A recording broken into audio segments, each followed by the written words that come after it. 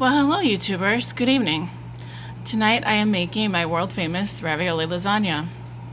I got the ravioli at Costco. It's chicken mozzarella ravioli.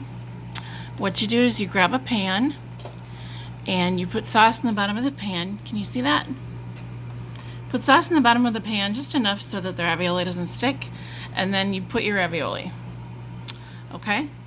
With me so far? And then you want to take a small container of ricotta cheese, a little salt, a little pepper, an egg, and 1 cup of Italian blend cheese. I didn't have that, so I used a half a cup of Parmesan and a half a cup of mozzarella.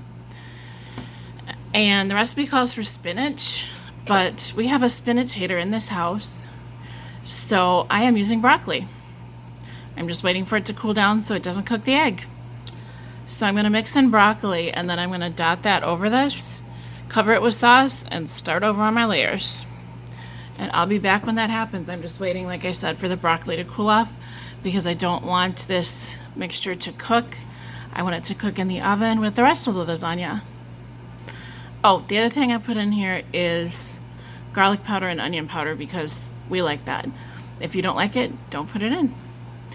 And like I said, the recipe calls for spinach, and when it called for spinach, you're supposed to use nutmeg. Nutmeg and spinach go together really well, but because I'm not using spinach, I omitted the nutmeg from this recipe. So there's my little raviolis, and there's the filling. So I will be back when there's more to show.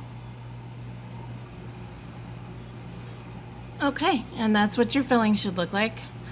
I wanted to add parsley flakes, but I didn't because it's already pretty green enough for me, and usually I add them for flavor and color, but I think we got it this time.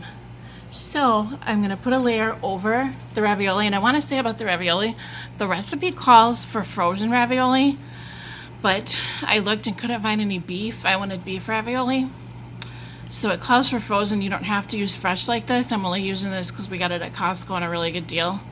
So it's going to change the temperature, or not the temperature, it's going to change the time and how it cooks. I'm not going to put any foil on it, and I'm not going to cook it for as long as it says to. So going in with my filling, I'll be back.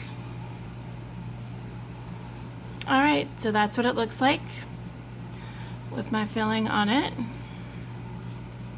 And of course you can see a ravioli right smack dab in the middle, so I'll put a little more filling on that, but then I'm going to put sauce over it and start all over. So I'll be back.